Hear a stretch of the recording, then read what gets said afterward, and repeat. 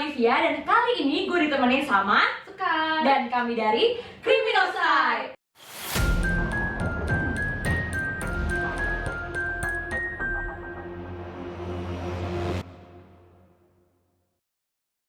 Nah, di episode kali ini kita mau ngapain sih, Kak? Nah, kita kali ini bakal membawakan segmen terbaru di Criminalsite nih, yaitu Criminal Case. Nah, apa sih Criminal Case itu? Jadi di Criminal Case kita bakal membawakan peristiwa-peristiwa kejahatan yang dilihat dari sudut pandang kriminologi nih. Pada episode pertama dari Criminal Case ini, kita akan membahas mengenai peristiwa penembakan terhadap Brigadir J. Sebelum kita membahas peristiwa ini lebih lanjut, ada baiknya kita tonton dulu yuk overview berikut ini. Pada 8 Juli 2022, sekitar pukul 17 waktu Indonesia Barat, itu terjadi sebuah insiden tembak-menembak antara Brigadir J alias Brigadir Nofriansah Joshua Huta Barat yang sekaligus merupakan supir dari Kadif Propam Polri Irjen Verdi Sambo terhadap Baradae yang merupakan pengawal dari Verdi. Kejadian tersebut terjadi di rumah Kadif Propam Polri Irjen Verdi Sambo di Jakarta Selatan. Dan hal itu terjadi di latar belakangi karena adanya dugaan pelecehan terhadap istri Kadif Propam yang dilakukan oleh Brigadir J. Hasil dari tembak-menembak tersebut yaitu tewasnya Brigadir J yang ditemukan beberapa proyektil peluru di tubuh Brigadir J. Polisi sudah menaikkan kasus tembak-menembak ini ke tahap penyidikan. Dan Presiden juga sudah mengeluarkan pernyataan untuk menuntaskan kasus penembakan Brigadir J sehingga masyarakat itu tidak mengalami keraguan. Tapi tentu saja masih banyak spekulasi-spekulasi yang beredar dan masyarakat menuntut transparansi dari penanganan kasus Brigadir J oleh polisi.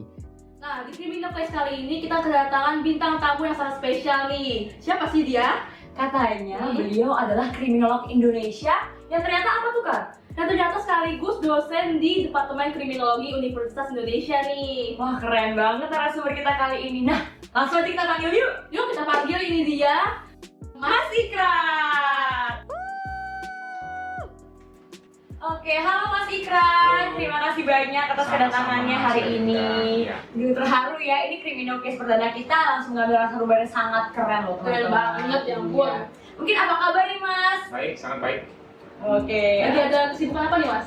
Ya, biasa kriminolog kan tidak hanya mengajar, tapi juga meneliti. Jadi kesibukan yang paling berkaitan dengan itu aja. Oke, Keren banget ya. Tuh. Oke, kita mungkin langsung aja mulai ke membahas lebih dalam ya terkait peristiwa yang tadi kita udah singgung sedikit di awal. Iya. Mungkin yang pertama, apa tanggapan Mas Ikrar secara umum terhadap peristiwa ini? Tentu kita sebagai publik harus bersabar. Kepolisian sudah melakukan proses penyelidikan dan penyidikan.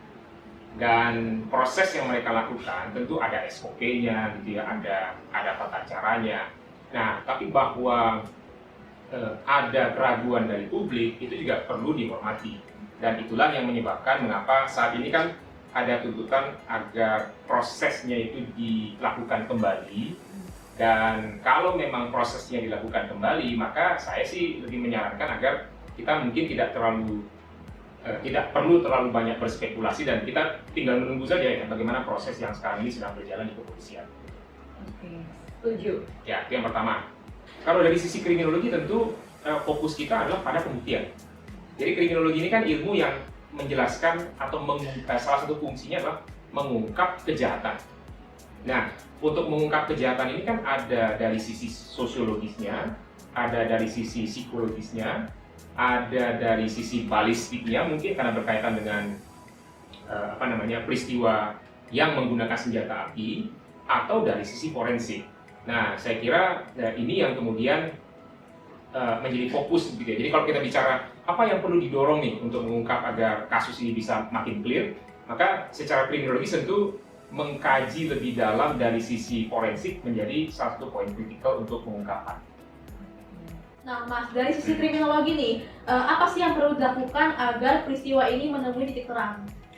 Ya memang kalau kita amati ya peristiwa ini, setidaknya kalau kita kan mengamati dari media, mendengar pernyataan dari kepolisian, maka sebenarnya kan probability-nya ada dua. Ya, yang pertama dia bisa jadi memang murni peristiwa tembak-menembak yang dilatar belakangi oleh sebuah peristiwa yang terkait dengan dugaan pelecehan seksual. Nah, yang kedua tentu saja kalau kita mengikuti misalnya bagaimana pernyataan dari pengacara Brigadir J, dia juga ada beberapa komentar-komentar gitu ya. Jadi memang ada indikasi bahwa kasus ini merupakan kekerasan yang dilakukan terhadap Brigadir J. Nah, tentu kalau kita bicara dari sisi kriminologi, tentu ya bagaimana kita membuktikan kalau memang ini adalah sebuah peristiwa tembak-menembak yang dilatar belakangi oleh respon dari korban gitu ya, atas dugaan pelecehan seksual, maka tentu pembuktian secara balistik, kemudian rekonstruksi, kemudian juga mendalami dari sisi korban yang diduga menjadi korban pelecehan seksual itu menjadi sangat penting. Dan kriminologi kan bicara soal bagaimana kita membuktikan itu. Betul. Itu yang pertama. Nah, kalau misalnya ini kan berkaitan dengan bagaimana perkembangan kasus ini ya. Kalau memang ini ada dugaan ke arah kekerasan atau dugaan pembunuhan bahkan, maka tentu kriminologi juga pasti mendorong agar sedapat mungkin menemukan indikasi-indikasi yang dapat membuktikan hal itu. Karena kan kalau kita tidak bisa membuktikan, tentu itu akan menjadi sebuah dugaan yang gugur gitu ya. Nah, kalau kita bicara kekerasan tentu ini akan sangat berkaitan dengan bagaimana pendalaman yang dilakukan dari sisi forensik. Karena kalau misalnya kita bicara apakah dari tubuh jenazah ini memang murni meninggal karena tembak menembak atau justru disebabkan oleh peristiwa kekerasan gitu ya, maka pembuktian secara forensik menjadi sangat krusial. Nah,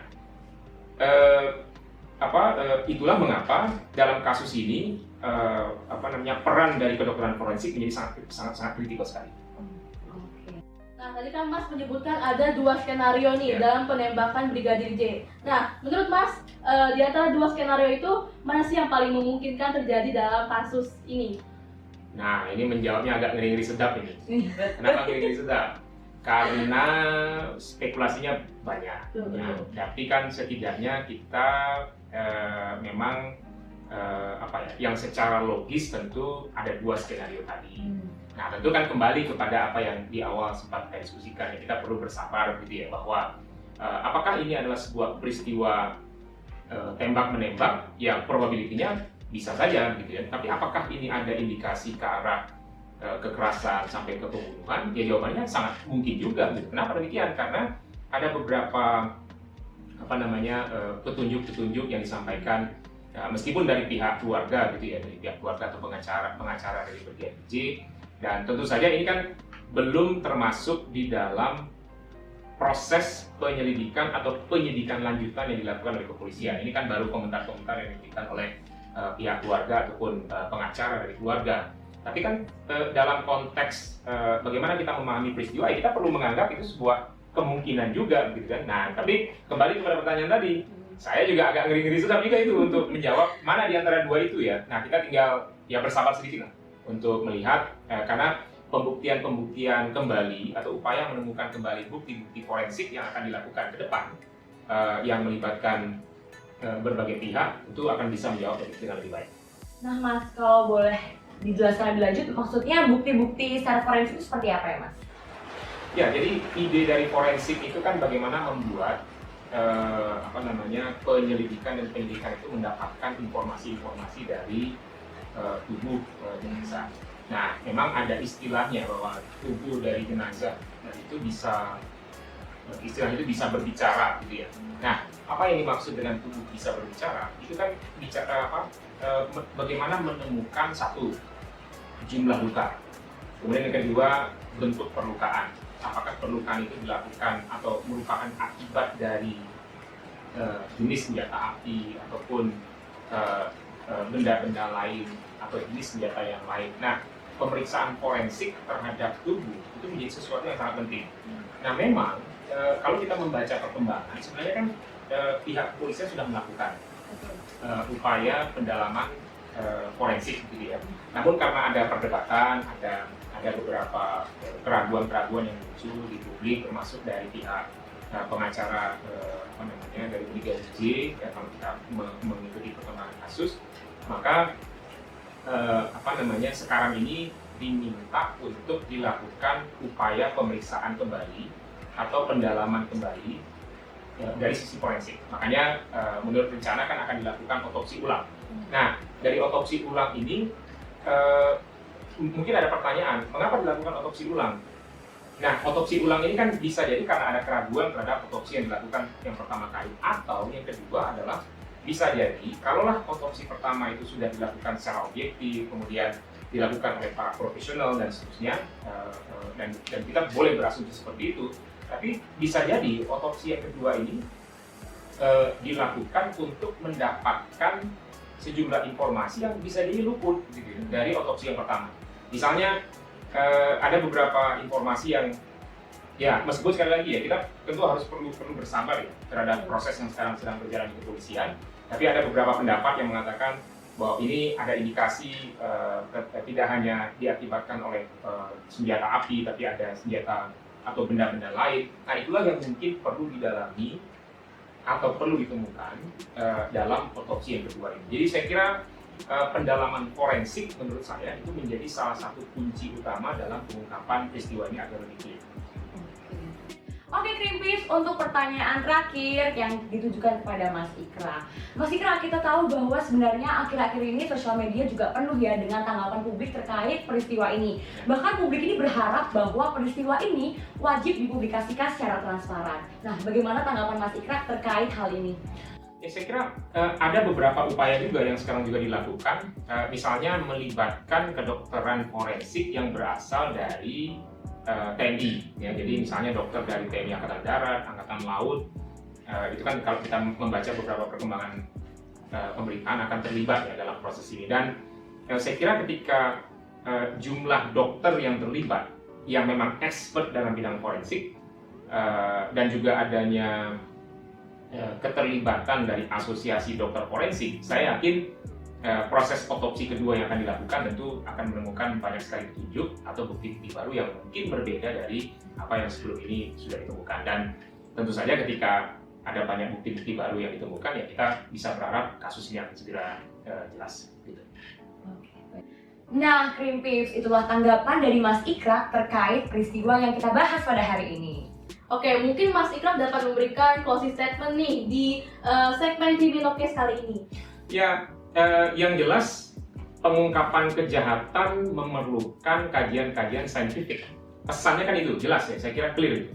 Jadi bagaimana peran dari forensik, peran dari balistik, kemudian juga pendalaman-pendalaman sosio-psikologis dan seterusnya, itu akan sangat menentukan, sangat signifikan di dalam pengungkapan kejahatan. Dan tentu saja kriminologi bicara itu ya, tentu karena sifatnya multidisiplin, memang kriminologi mendalaminya secara sosiologis, namun untuk hal-hal tertentu tentu memerlukan kajian-kajian lain seperti yang nanti dijelaskan oleh kedokteran forensik, kemudian balistik, termasuk psikologi forensik. Jadi mungkin itu yang saya lihat ya, apa kemudian yang bisa digarisbawahi betul dari bagaimana proses yang sekarang dilakukan terhadap peristiwa tersebut.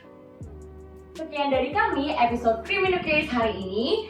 Don't forget to like, comment, and subscribe our channel. Dan juga follow semua akun media sosial kita yang ada di bawah ini. Kita juga mau mengucapkan terima kasih kepada Mas Ikra karena telah hadir di episode perdana kita di Criminal Case kali ini.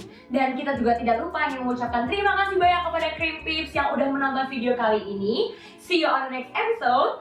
Bye Krimpis!